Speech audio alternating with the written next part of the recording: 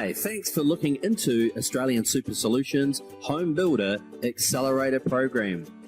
This video is going to explain to you how this strategy works. So, let's say that you have superannuation with a retail or industry fund and you have $200,000 in your superannuation. Today, you can choose to set up what's called a self-managed super fund, because it gives you control and you can choose your own investment assets. Did you know that it is now the fastest growing sector and the largest sector in the superannuation industry? So now that you've set up a self-managed super fund, you have the opportunity to move all or some of your current superannuation into an SMSF structure. SMSF stands for Self-Managed Super Fund. So in this example, let's say John has $200,000 in his current retail superannuation. He chooses to move $100,000 into an SMSF, leaving $100,000 in his current super fund. So $100,000 flows from his current super into a self-managed super fund. Now he can control and choose his own investment assets with $100,000 in a self-managed super fund. John chooses to invest his $100,000 into RPT, which stands for Storehouse Residential Property Trust.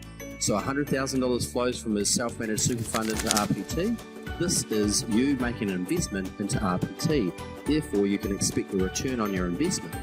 RPT has a return on an average of 4% per annum, and that 4% is made up of an average of interest earned and capital growth of the fund's property portfolio. So John's $100,000 of investment, $4,000 should flow back to the self-managed super fund every year. So as you can see, John's made an investment and now he's got a return on his investment. And that's step one.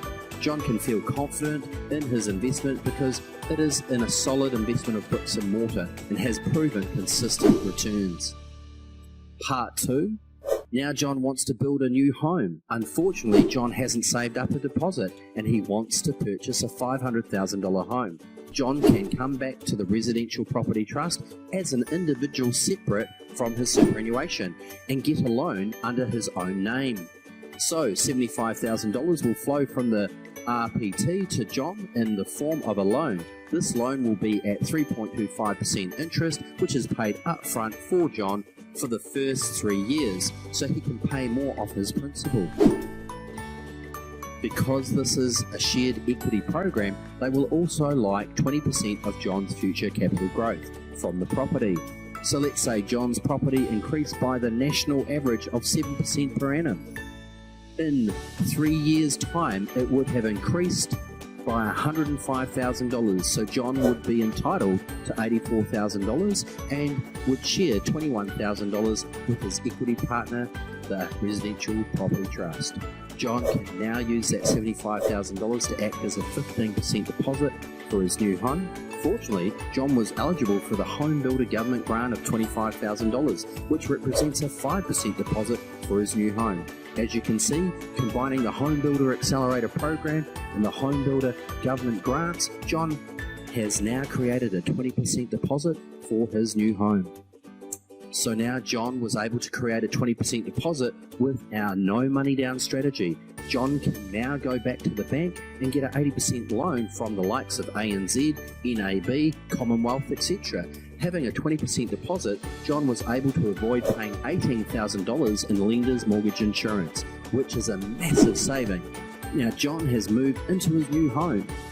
So I just want to highlight what John is not doing is buying a property using a superannuation. John is not doing that.